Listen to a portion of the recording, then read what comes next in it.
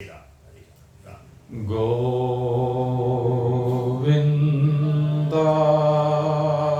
नमो नमः।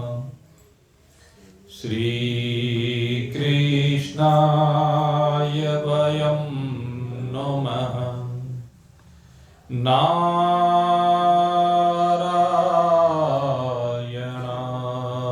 नमोस्तुते।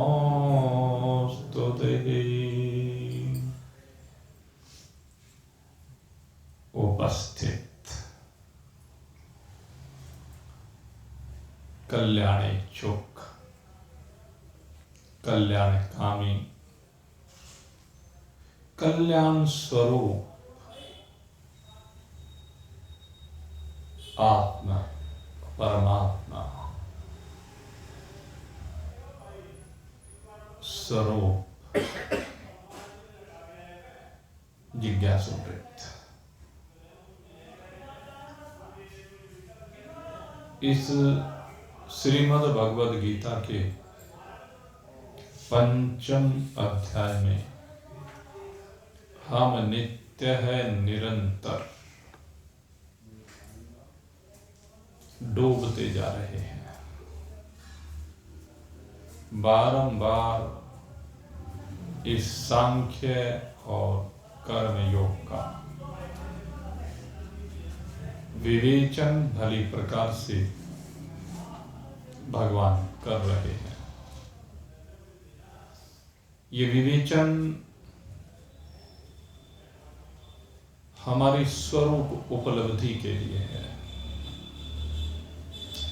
और आज ये बड़े दिव्य मंत्र हैं। ये दोनों मंत्र अगर समझ लिए जाए तो साधनों की पराकाष्ठा हो जाए, और साधनों की पराकाष्ठा होकर के अपने स्वरूप में स्थिति बन जाए। वैसे तो गीता जी का ये जो मंत्र आने जा रहा है, दो मंत्र हैं ये, और दोनों में एक का उत्तरार्ध और एक का पूर्वार्ध। ये दोनों मंत्र श्रीमद् भगवद गीता के उच्चारण के दृष्टिकोण से सबसे कठिन मंत्र हैं, और इन मंत्रों को बोलने में अच्छे अच्छे विद्वान भी त्रुटि कर देते हैं। फिर हमारी तो बात क्या भाई, हम तो काम चलाओ काम करते हैं। असली बात है इनका भाव। हमारी दृष्टि भाव पर होती है, उच्चारण पर नहीं होती है। क्योंकि उच्चारण पर जो दृष्टि होती है वो तो पंडितों की, विद्वानों की होती है, शास्त्रवेत्ताओं की होती है। और उस दृष्टि का परिणाम भी क्या होता है, भगवान शंकराचार्य ने जो समझाया है वो आपको बताया भी था पूर्व के सत्संग में। तो आइए हम तो विचार करते हैं, कितने सुंदर भाव इसमें व्यक्त किए गए हैं। नैव किंचित करोमीति युक्तो मन्येत तत्त्ववित्। यहां पर जो ये भगवान ने तत्त्ववित् की बात की है, तत्त्ववित् कौन है? तत्त्ववित्, वित्त माने जानने वाला, तत्व को जानने वाला, तत्व को अनुभव करने वाला, तत्व में विराजमान कौन है? कहते हैं जिसकी दृष्टि में ये सारा दृश्य प्रपंच, कौन सा दृश्य प्रपंच? जो आंखों से देख रहा है, जो कानों से सुन रहा है, जो विभिन्न ज्ञानेंद्रिय कर्मेंद्रियों के माध्यम से अनुभूत किया जा रहा है। कहते हैं वो सारा का सारा दृश्य प्रपंच जिसमें सारा संसार डूबा हुआ है, जिसमें सारा संसार भटका हुआ है। क्यों भटका हुआ है? क्योंकि इस दृश्य प्रपंच को सत्य समझता है, और सत्य क्या है ये जानता नहीं। सत्य कहते किसे हैं ये समझता नहीं। सबसे पहले सत्य को जानना समझना अनिवार्य है, और सत्य को समझने के लिए सबसे साधारण भाव है। जिसको सत्य को समझना है, सत्य को बहुत साधारण तरीके से समझा जा सकता है। सत्य को कैसे समझा जा सकता है? कि सत्य वह है जो नित्य है। पहली बात तो यह है कि सत्य उसे कहते हैं जो नित्य हो। तो हमें पहले यह समझना है कि नित्य यहां पर क्या है।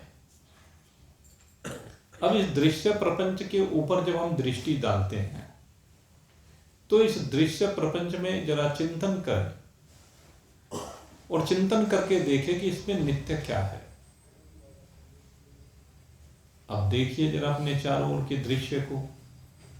चारों ओर जो दृश्य हम देखते हैं वो 5 भूतों से बना हुआ दृश्य देखते हैं। चाहे जितने प्रकार के शरीर देखते हों, जिस शरीर में ये जीव बैठा हुआ जिसे हम अपना शरीर कहते हैं उसको देख लीजिए। जितने इस शरीर से संबंध रखने वाले जीव हैं, जिन्होंने इस शरीर से संबंध मान रखा है, माता पिता पति पत्नी बाल बच्चे भाई बंधु कुटुंब कबीला मित्र रिश्तेदार नौकर मालिक इत्यादि, वो सारे का सारा दृश्य प्रपंच है, वो सब हमें दिखता है। और इसके अलावा संसार में और बहुत से प्राणी मनुष्य योनि के हों या अन्य योनियों के हों, वह भी हम बार बार देख रहे हैं, वह भी हमें बार बार दिखाई दे रहे हैं। चाहे उनसे हमारा संबंध हो अथवा ना हो। जैसे रेलगाड़ी में यात्रा करते हुए रास्ते में अनेकानेक दृश्य हम देखते हैं। अब जैसे यहां से जगन्नाथपुरी जी जा रहे हैं हम लोग, तो जगन्नाथपुरी जी तक जाते हुए न जाने कितनी बार ये वृक्षों का दृश्य बदलेगा। हम जब अपने क्षेत्र में चलेंगे तो खेत अलग तरह के मिलेंगे, पूरब की तरफ जब आगे बढ़ेंगे तो खेत और तरह के मिलेंगे, बिहार में जाएंगे तो और तरह के, झारखंड जाएंगे तो और तरह के, उड़ीसा जाएंगे तो और तरह के। खेतों की भिन्नता दिखाई देगी, वृक्षों की भिन्नता दिखाई देगी, और यहां तक कि मनुष्यों के शरीरों की भी भिन्नता दिखाई देगी। जिस प्रकार के शरीर हमारे यहां पर दिखाई देते हैं, उड़ीसा में दिखने वाले शरीर अलग तरह के होते हैं। उड़ीसा के शरीरों में आप देखेंगे कुछ लोगों के शरीर ऐसे होते हैं, सारे शरीर के ऊपर वो विद्युत कहते हैं दाफड़ से पड़े रहते हो, या कह लीजिए कुछ मांस के लोथड़े से। वहां के अगर बुजुर्ग व्यक्ति को देखेंगे तो उसका शरीर बिल्कुल भिन्न प्रकार का आपको दिखाई देगा, झुर्रियां पड़ा हुआ पूरी तरह से, और उसके ऊपर अलग अलग तरह से, जैसे मस्सा तो नहीं कहते, अलग तरह के होते हैं वो, अब उनको मैं व्यक्त नहीं कर सकता हूं। तो शरीर, मनुष्य के शरीर भी भिन्न भिन्न प्रकार के दिखाई देते हैं, वृक्ष भी भिन्न भिन्न प्रकार के, खेत भी भिन्न भिन्न प्रकार के, और ये मिट्टी भी भिन्न भिन्न प्रकार की दिखाई देती है। आप जब बिहार से आगे बढ़ेंगे तो झारखंड और उड़ीसा की तरफ जाएंगे तो आपको लाल मिट्टी, काली मिट्टी, उस तरह की मिट्टी प्रचुर मात्रा में दिखाई देगी। जैसे हम जब द्वारिका की तरफ जाते हैं तो वहां भी मिट्टी का रंग पीला होता चला जाता है। तो मिट्टी की भी भिन्नता, यानी दृश्य प्रपंच निरंतर बदल रहे हैं। अब ये जो बदल रहा है, जब यहां से जगन्नाथपुरी तक जाने में 2-2.5 किलोमीटर, इसमें कितनी बार दृश्य प्रपंच बदला है। तो ये दृश्य प्रपंच नित्य हुआ कि अनित्य हुआ, इसके बारे में हमें सोचना है। अगर ये नित्य होता तो एक जैसा होता, ये नित्य होता तो सदा होता। नित्य वह होता है जो सदा होता है और एक जैसा होता है, उसको हम नित्य कहते हैं। तो ये जितना भी दृश्य प्रपंच है, ये जितने भी प्रकार के शरीर हैं, और दूसरे जीवों के शरीरों की बात करें तो वो भी आपको भिन्न प्रकार के दिखाई देंगे। हमारी तरफ आपको मछलियां नहीं दिखाई देंगी, लेकिन वहां उधर जाएंगे तो मछलियां दिखाई देंगी, क्योंकि समुद्र है। और उसके साथ साथ जब समुद्र के किनारे आप जाएंगे, वो चीज जो हमने देखी वहां पर, वो उड़ीसा में देखी, अन्य समुद्र के किनारों पर उस तरह की स्थिति नहीं देखी। न द्वारिका जी में देखी, न रामेश्वरम में देखी, न सोमनाथ में देखी, न बीच में जहां भी हम गए उस तरह। वहां क्या है, ये एक अलग तरह का दृश्य समुद्र के किनारों पर देखने को मिलता है। वहां पर आपको जो ये शंख होते हैं, ये शंख घूमते हुए मिलेंगे। आप तो यहाँ शंख को देखते हैं, बजाते हुए देखते हैं, लेकिन वहां पर शंख घूमते हुए जीव के रूप में शंख आपको दिखाई देंगे। जैसे कीड़े मकोड़े चलते हैं, ऐसे शंख भी चलते हैं। घोंगे दिखाई देंगे, सीपियां दिखाई देंगी आपको, और वो समंदर के किनारे की रेती में असंख्य आपको दिखाई देंगे। तो ये दृश्य प्रपंच का बदलना है, जीवों की प्रजातियों का बदलना है। लेकिन इन जीवों की प्रजातियों के बदलने में, इस दृश्य प्रपंच के बदलने में आप क्या एकता का अनुभव कर सकते हैं? सारा बदल रहा है। जब सारा बदल रहा है तो एक रस नहीं हुआ। जब सारा बदल रहा है, क्षण क्षण में बदल रहा है, तो नित्य भी नहीं हुआ। लेकिन एक चीज है, ये सारे दृश्य प्रपंच को बदलते हुए देख रहे हैं, और बदल रहा है, परिवर्तित हो रहा है, विनिष्ट हो रहा है, लय हो रहा है। सारा नित्य है, लेकिन इस अनित्य में एक नित्य है, और वो नित्य कौन है? वो तू है। तो उसे मतलब जो इस सारे प्रपंच को देख रहा है। यहां से वहां तक आप जाएंगे और सारे दृश्य प्रपंच को बदलते हुए देखेंगे। देखेंगे कि नहीं देखेंगे? देखते ही हैं। लेकिन देखने वाला बदला क्या?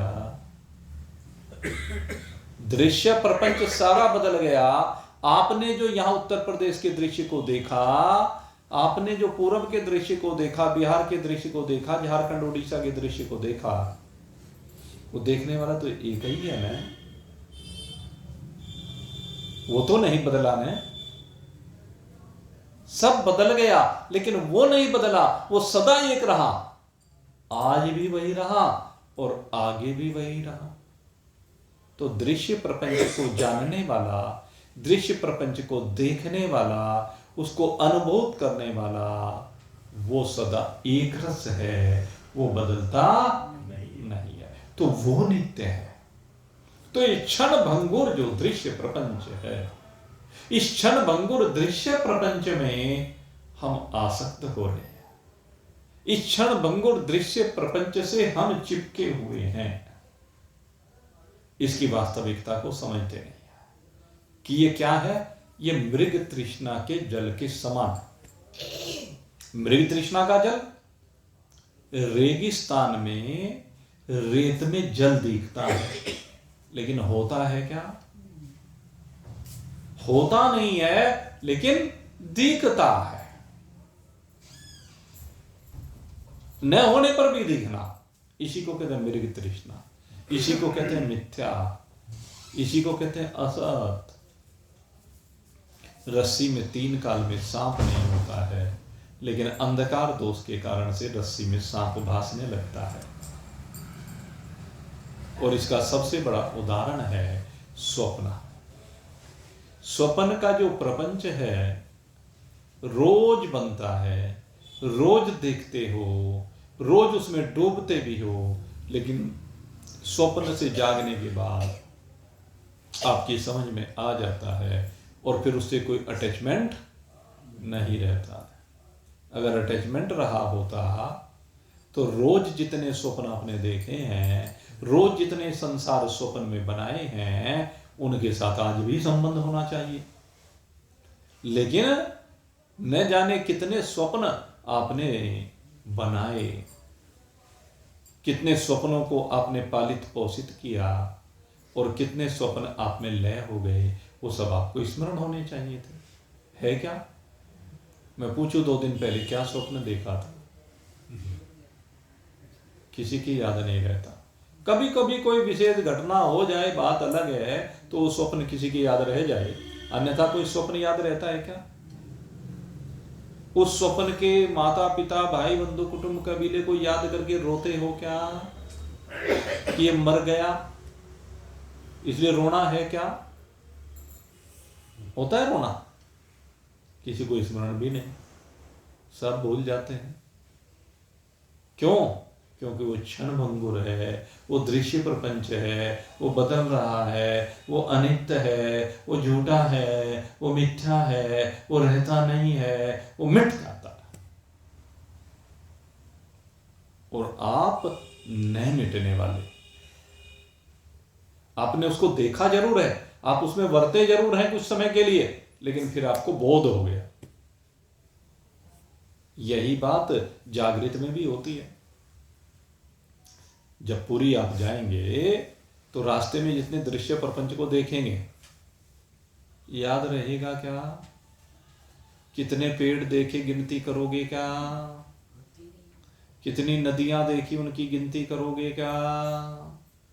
कितने खेत देखे उनकी गिनती करोगे क्या? कितने मनुष्य दिखाई दिए गिनती करोगे क्या? रास्ते में कितने पहाड़ आएंगे गिनती करोगे क्या? कितने पत्थर दिखाई देंगे गिनती करोगे क्या? कितनी सड़क दिखाई देंगी? कितने पशु पक्षी कीट पतंग दिखाई देंगे गिनती करोगे क्या? उनसे चिपकोगे क्या? चिपकते हो उससे? सब भूल जाते हो। यही है स्वप्न।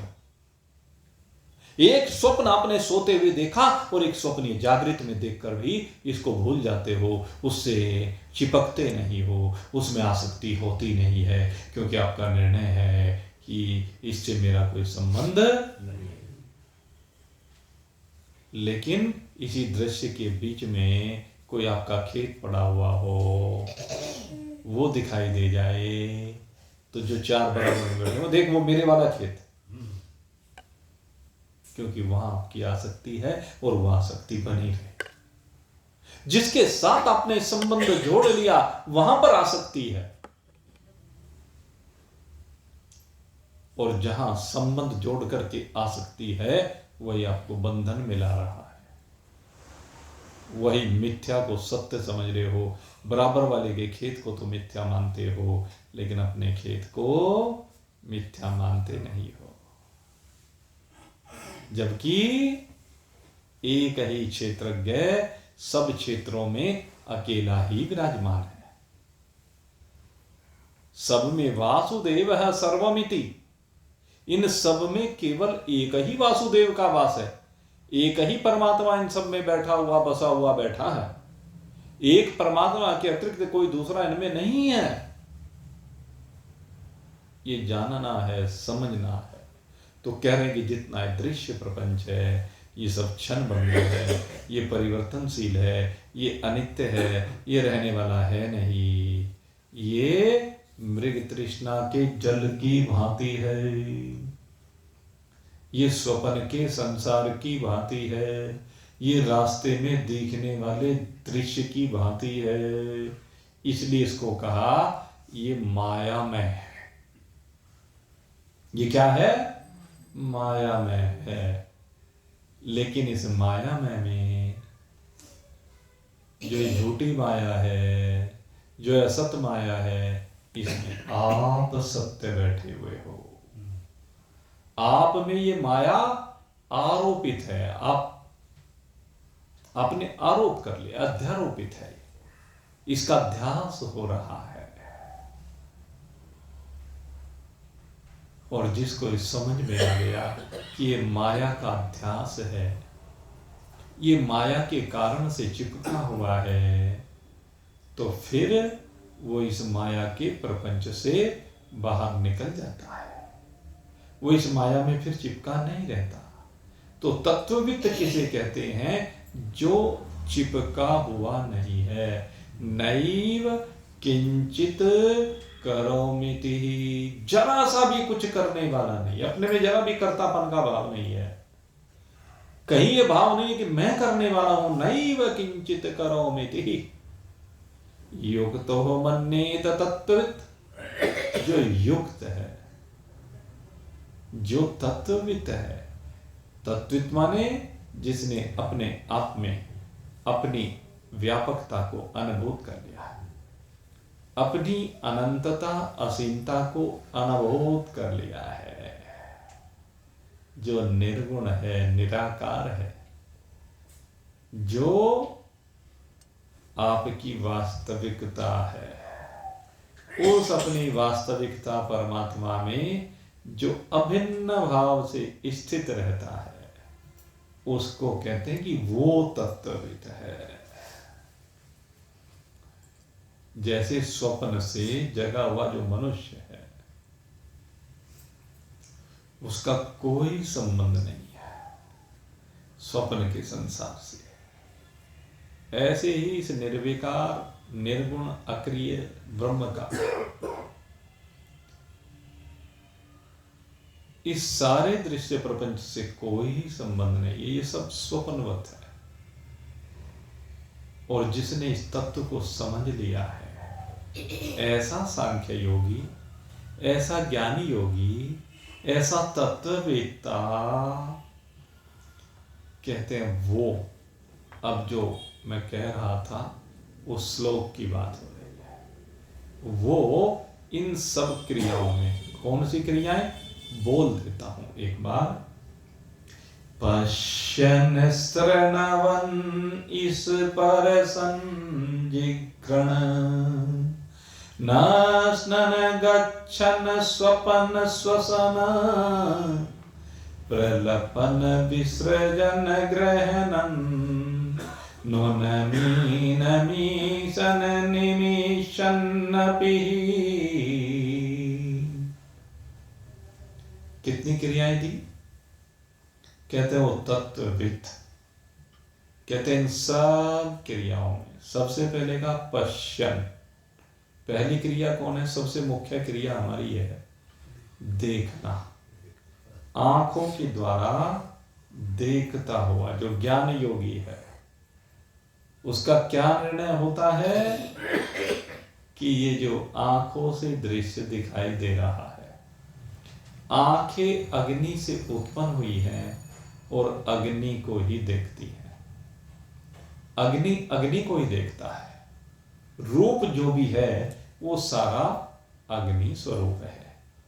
मैं इस रूप से भिन्न हूं। ये जो भी कुछ है ये अग्नि मात्र है। और जब आंखें रूप में बरतती हैं, अर्थात दृश्य प्रपंच को देखती हैं, उसे दृश्य प्रपंच का बोध होता है। आंखों को जब ये दृश्य दिखाई देता है तो कहते हैं कि जो तत्वविद होता है, उस दृश्य के दिखने पर भी, उस दृश्य का अवलोकन होने पर भी, वो उस दृश्य प्रपंच से सर्वथा अपने को विलग अनुभूत करता है। वो कहीं भी उस दृश्य प्रपंच में चिपकता नहीं है। तो पहली क्रिया बताई रूप को लेकर के, दृश्य को लेकर के, पश्यन। फिर कहा श्रवण, दूसरी क्रिया है श्रवण। श्रवण का मतलब है सुनना। जब इन कानों के माध्यम से शब्द को ग्रहण किया जाता है तो इसको सुनना कहा जाता है। तो कानों के माध्यम से शब्द को जब ये ग्रहण करता है तो कहते हैं तत्वविद ये जान जाता है कि ये आकाश मात्र है। आकाश से विलग श्रवण और कुछ भी नहीं। सुनना आकाश से भिन्न नहीं है। जितनी भी शब्द है वो सब आकाश मात्र है। ये केवल आकाश ही है और मैं आकाश से भिन्न हूं। मुझ में लेश मात्र भी शब्द कहीं चिपकता नहीं है। वैसे तो शब्द कहीं चिपकता हुआ दिखाई नहीं देता, लेकिन हृदय में विशेष रूप से चिपकता है। ये शब्द हृदय को बड़ा प्रभावित करता है। वैसे दिखता है क्या कहीं शब्द? मैं बोल रहा हूं, शब्द दिखा क्या कहीं? लेकिन यह हृदय पर बड़ा प्रहार करता है। और अगर यदि हृदय पर प्रहार हो जाए इसका तो अशब्द हो जाओगे। जो शब्द आप इस समय श्रवण कर रहे हैं ये हृदय से टकरा जाए और हृदय को विदीर्ण कर दे ये शब्द, तो काम बन जाएगा। यद्यपि जो लौकिक शब्द होते हैं वो बड़े हृदय को विदीर्ण करते हैं, लेकिन वे जो हृदय को विदीर्ण करते तो दुख होता है। लेकिन जो शब्द हम बोल रहे हैं गीता में भगवान ने बोले हैं वही हम बोल रहे हैं। कहते हैं वो शब्द जब हृदय को विदीर्ण करते हैं तो आनंद आता है और ऐसा आनंद होता है कि उसका निर्वचन संभव नहीं है। वो अनुभूति है, ऐसी दिव्य अलौकिक अनुभूति जो शब्दों में व्यक्त नहीं की जा सकती। इसलिए मैं शब्द से परे हूं, क्योंकि शब्द से व्यक्त नहीं कर सकता उस शब्द के अनुभव को। शब्द के ही अनुभव को शब्द से नहीं वर्णित कर पा रहा हूं, अव्यक्त हूं। कैसी विचित्र बात है। तो मेरे मित्रों, ये मेरे स्वरूप की दिव्यता है, अलौकिकता है। जब मैं शब्द से विरहित हो जाता हूं, अशब्द हो जाता हूं। इस परसन, इसके बाद कहा स्पर्श। स्पर्श की बात की जाती है जब इस त्वचा के माध्यम से किसी भी प्रकार के स्पर्श को अनुभूत किया जाता है। क्योंकि रोज भांति भांति के स्पर्श होते हैं और वही स्पर्श, कभी कोमल स्पर्श अच्छा लगता है, कभी कठोर स्पर्श अच्छा लगता है, कभी शीत स्पर्श अच्छा लगता है, कभी उष्ण स्पर्श अच्छा लगता है।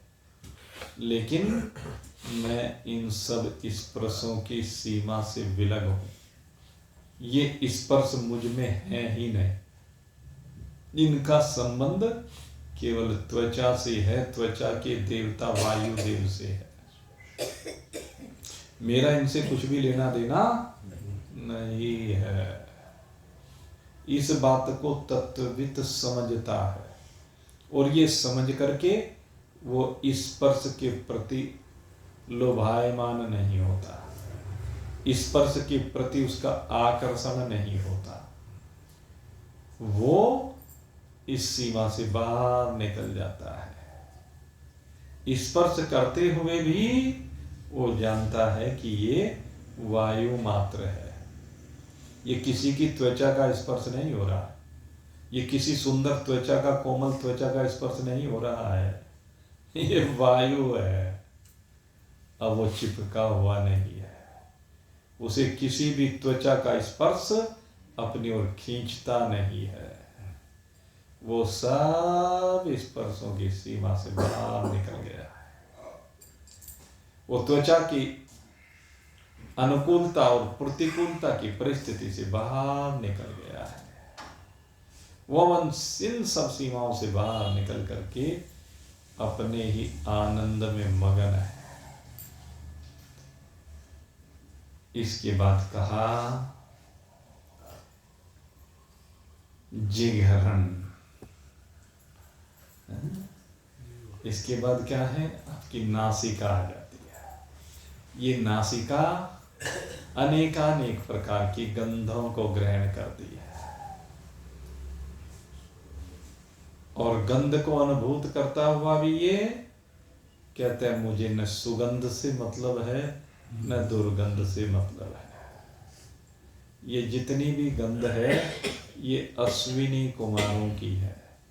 अश्विनी कुमार हैं इस गंध को लेने वाले। इस शरीर में अश्विनी कुमार देव बैठ करके इस गंध का अनुभव करते हैं। ऐसे ही आगे और सब क्रियाओं के बारे में कहा।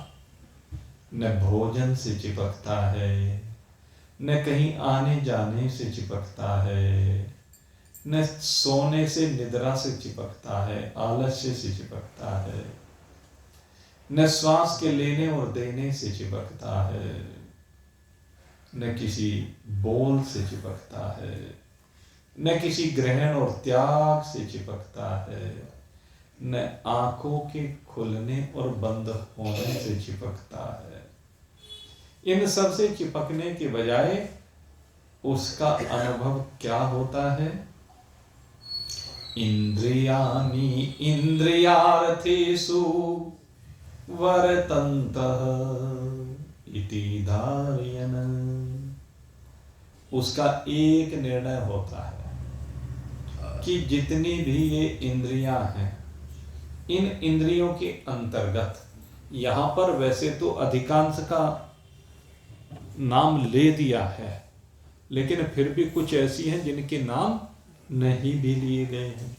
तो उन सबको यहां पर समझ लेना चाहिए कि पांचों ज्ञानेंद्रिय, पांचों कर्मेंद्रिय, अंतःकरण चतुष्ट है और साथ में प्राण को भी जोड़ देना चाहिए।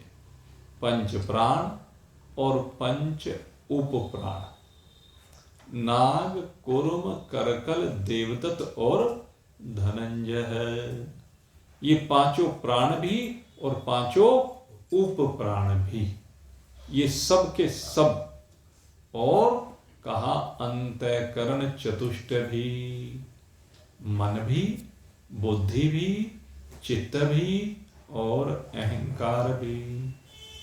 ये अंतःकरण चतुष्ट भी कहते हैं। ये सब जब अपनी अपनी क्रियाओं को करते हैं तो इन क्रियाओं के करने की सीमा से तत्वविद बाहर निकल जाता है। उसका निर्णय क्या होता है? क्रिया की नहीं जा रही है, क्रिया हो रही है। और किसके द्वारा हो रही है? कहते हैं गुणों के गुणों में बरतने से हो रही, इंद्रियों की अपने विषयों में बरतने से हो रही। तो जो इंद्रियों की क्रियाएं हैं वे मेरी क्रिया नहीं है, जो प्रकृति की क्रियाएं हैं वो मेरी क्रिया नहीं है। जो तीनों गुणों की क्रियाएं हो रही हैं, सतोगुण में बरत रहा है, रजोगुण में बरत रहा है और तमोगुण में बरत रहा है। इन गुणों की क्रियाओं से मेरा किंचित भी संबंध नहीं है। लेस मात्र भी ये क्रियाएं मुझे छूने वाली नहीं है। क्यों? क्योंकि मैं अक्रिय हूं। मेरा जो वास्तविक स्वरूप है वो अक्रिय है। मेरे में किसी भी प्रकार की कोई भी क्रिया नहीं है। मैं समस्त क्रियाओं की सीमा से परे हूं, विलग हूं। तो इस प्रकार से इस तत्वविद का अनुभव होता है कि हर क्रिया में प्रकृति जुड़ी हुई है, भूत जुड़े हुए हैं, इंद्रियां जुड़ी हुई हैं और ये सब मैं नहीं हूं। हाँ, एक बात जरूर है कि जो व्यवहार काल है उस व्यवहार काल में कहते हैं कि जो तत्वविद है, जो ज्ञानी है, उसका निर्णय तो यही होता है कि ये सारा प्रपंच माया में है, ये दृश्य प्रपंच जो भी है ये सब आरोपित है, स्वप्नवत है। लेकिन व्यवहार काल में चेष्टाओं का होना दूसरों को दिखाई देता, यद्यपि उसमें अपनी कोई चेष्टा नहीं है, वो कोई चेष्टा नहीं करता, लेकिन फिर भी दूसरों को दिखाई देते हैं। और एक विशेषता जरूर है कि जब तक ज्ञानी का शरीर है, इस तत्वविद का शरीर है, तो कहते हैं कोई भी निषिद्ध आचरण तो इसके शरीर से होता ही नहीं है, क्योंकि उसके पीछे कारण है कि निषिद्ध आचरण जो होता है, उस निषिद्ध आचरण के पीछे प्रकृति होती है, और इसने प्रकृति को तिलांजलि दे दी है। तो फिर कैसे होगा निषिद्ध आचरण? निषिद्ध आचरण नहीं हो सकता, क्योंकि प्रारंभ में जब साधना काल है, तो साधना काल में कर्म योग के द्वारा इसका चित्त शुद्ध हो गया है, और चित्त शुद्ध तभी माना जाता है जब सारी क्रियाएं शास्त्रानुकूल हों, क्योंकि हमारे यहाँ हर क्रिया के लिए शास्त्र ही प्रमाण रूप में स्वीकार किए गए हैं। तो जब शास्त्र को हम प्रमाण रूप में स्वीकार करके समस्त शास्त्र सम्मत क्रियाओं को करते हैं, तो कहते हैं तभी कर्मयोग की सिद्धि होती है। बिना कर्मयोग की सिद्धि हुए ज्ञान योग में स्थिति नहीं होती है। इसलिए कहते हैं निषिद्ध कर्मों का त्याग तो कर्मयोग में ही हो जाता है। जब कर्मयोग की साधना की जा रही है, तो उसी समय ये निषिद्ध कर्मों का त्याग हो जाता है। इसलिए कहते हैं कि महान पुरुषों से निषिद्ध आचरण तो कोई होता ही नहीं है, लेकिन क्योंकि उनका जो शरीरस्थ मन है, उनकी जो इंद्रियां हैं, कहते हैं उनकी जब चेष्टाएं होती हुई दिखाई देती। महान पुरुष अपने स्वरूप में स्थित होने के बाद भी उन महान पुरुषों के शरीर से चेष्टाएं, क्रियाएं, कार्य होते हुए दिखते हैं।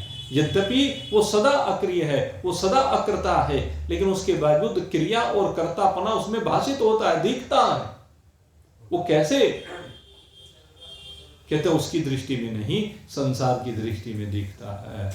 लेकिन जो दिख भी रहा है, कहते हैं वो भी क्योंकि उसका अंतःकरण बिल्कुल निर्मल हो चुका है, उसके अंतःकरण में कोई विकार नहीं रह गया है, उसके अंतःकरण में कोई कीचड़ नहीं रह गया है, तो उसके अंतःकरण के माध्यम से जो भी कुछ चेष्टाएं होती है, वो सारी की सारी शास्त्र अनुकूल होती है और लोकोपकारी होती है। तो महान पुरुषों के शरीर से जब तक शरीर है, तब तक परोपकार की क्रियाएं होती हुई दिखती रहती हैं। यद्यपि ज्ञानी उन क्रियाओं से, उन चेष्टाओं से जुड़ा हुआ नहीं है, उनसे चिपका हुआ नहीं है, फिर भी दिख रही है। तो इस प्रकार से ये जो सांख्य योगी है, उसकी पहचान यही है कि देखें कि कोई निषिद्ध आचरण तो नहीं हो रहा है, देखें कि शास्त्र विरुद्ध आचरण तो नहीं हो रहा है। अगर शास्त्र विरुद्ध आचरण कोई हो रहा है, तो इट मीन अभी कहीं ना कहीं चिपकाव है, उससे शास्त्र विरुद्ध कोई आचरण नहीं होता।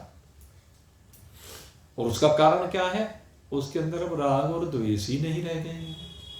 जब राग और द्वेष मिट गए हैं, राग और द्वेष अब कहीं भी उसके अंदर प्रवेश नहीं करते हैं, न काम के कारण, न क्रोध के कारण, लोभ के कारण, न मोह के कारण, न मद्द मात्सर्य के कारण, या कह लीजिए राग और द्वेष ना रहने के कारण से ये सारे विकार निपट जाते हैं। ये विकार फिर रहते ही नहीं, भाषित होते ही नहीं, वो समस्त विकारों को तिलांजलि देकर के बिल्कुल निर्विकारता में स्थित होता है। सांख्य योगी की यही स्थिति होती है, ज्ञान योगी की यही स्थिति होती है। और फिर अगर देखा जाए तो बाद में तो केवल भोजन आदि की क्रिया ही ज्ञान योगी की शेष रह जाती। इसके अलावा उसके अंदर कोई क्रिया दिखती ही नहीं है। ये क्रियाएं भी भोजन आदि की शरीर निर्वहन के लिए केवल दिखती मात्र हैं। हाँ, एक बात जरूर है कि एक चीज और भी दिख जाती है, कहते वर्ण का प्रभाव भी दिखाई दे जाता है। भले ही ज्ञानी है, लेकिन अगर यदि वो ब्राह्मण परिवार से है तो जो ब्राह्मण परिवार के संस्कार हैं वो शरीर के कर्मों में वो भी दिखते हैं। वैश्य परिवार से तो वो दिखते हैं, क्षत्रिय परिवार से तो वो दिखते हैं, शूद्र परिवार से तो वो दिखते हैं। जो जिस जाति वर्ण से है वो चूंकि उसके स्वभाव में आया हुआ अंतःकरण के, यद्यपि अंतःकरण उसका नहीं है, लेकिन फिर भी अंतःकरण से जो चेष्टाएं होंगी, शरीर से जो चेष्टाएं होंगी, वो होंगी तो उन संस्कारों के कारण ही नहीं। तो उनमें हेतु संस्कार होते हैं। यद्यपि संस्कार से उसका लेना देना कुछ नहीं है, लेकिन फिर भी क्रियाएं जब तक शरीर निर्वहन की हो रही हैं, वो क्रियाएं उस वर्ण के, उस आश्रम के, उस परिवेश के, उस जाति के, उस रहन सहन के स्तर के हिसाब से ही होती है। अगर यदि कोई करोड़पति व्यक्ति संन्यास ले लेता है तो संन्यास लेने के बाद भी उसके कार्यों में वो अमीरों वाला वैभव दिखाई देगा। और अगर यदि कोई गरीब व्यक्ति संन्यास ले लेता है तो उसमें अभाव हर जगह दिखाई देगा। वो दोनों चीजें, वो क्योंकि वो संस्कार है, प्रकृति है, वो चीज दिखाई देगी। लेकिन ज्ञानी न गरीब होता है न अमीर होता है। ये जो भी कुछ हो रहा है शरीर निर्वहन की क्रियाएं हैं। तो इसलिए कहते हैं कि इन क्रियाओं से वैसे वास्तव में उसका कोई संबंध नहीं होता। भले खान पान में दिखे, लेने देने में दिखे, आने जाने में दिखे, लेकिन वो इन सब क्रियाओं से, वर्ण से, आश्रम से, जाति से, पंथ से, संप्रदाय से, भोजन से, वस्त्र से, मान सम्मान, पद प्रतिष्ठा इत्यादि सब की सीमाओं से बाहर होता है, क्योंकि वो असीम होता है, वो अनंत होता है, वो अखंड होता है। तो इस प्रकार से ज्ञान योगी का जो निश्चय है वो बिल्कुल अटल होता है। उस ज्ञान योगी के निश्चय में ये वर्ण, आश्रम, प्रकृति आदि, प्रारब्ध आदि चाहे कुछ भी हो, वे कैसा भी विघ्न डालने का प्रयास करें, लेकिन वो उन सबको अपना मानता ही नहीं है। वो इन सब की सीमाओं से बाहर अपने आप को अनुभव करके सदा आनंद मग्न रहता है। और भाई यही हम चाहते हैं कि आप सब भी सदा आनंद से संयुक्त रहें, सदा आनंद मग्न रहें, क्योंकि ये आनंद ही हम सब की वास्तविकता है, ये आनंद ही हम सब का स्वरूप है। तो इस आनंद के साथ एक रूप होकर के आप रहिए। इन्हीं शुभ भावों के साथ आज का एक सत्संग अब यहीं पर विश्राम को प्राप्त हो रहा है और 20 दिसंबर को पुनः यहाँ इस स्थल पर आपकी सेवा में फिर से उपस्थित होंगे। समय वही 7:30 से 8:30 का रहेगा। और अब बीच में भगवान जगन्नाथ जी की कृपा प्राप्त करने के लिए हम लोग उनके धाम की ओर जा रहे हैं और वहाँ उस धाम में हम तो भगवान से प्रार्थना करेंगे कि चैतन्य महाप्रभु की भांति आप भी वहाँ भगवान के साथ एक रूपता को अनुभव कर लें और कृत हो। आप सभी के लिए इस यात्रा के लिए बहुत बहुत शुभकामना है। ये यात्रा आपकी मंगलमय हो, आपके स्वरूप की प्राप्ति कराने के लिए हो। और हमारा भी पूरा प्रयास रहेगा, अब की बार जो कथा करेंगे वो कथा A to Z प्रयास होगा कि जो पूरी प्रक्रिया है ज्ञान योग की, उस ज्ञान योग की प्रक्रिया को भगवान जगन्नाथ के धाम में रखने का प्रयास करेंगे। इस बार की जो कथा होगी उसमें ज्ञान योग का विशेष रूप से आपके सामने विषय रखा जाएगा। आगे भाई उसकी इच्छा है, जैसा वो वहाँ बुलवाना चाहेगा, लेकिन हमारा मन अब की बार इस तरह का है कि ऐसा ज्ञान वहाँ पर दिया जाए कि बस आप ज्ञान स्वरूप हो। आप सबके लिए शुभकामना करते हुए यहीं पर हम विश्राम दे रहे हैं। बोलिए सच्चिदानंद भगवान की जय।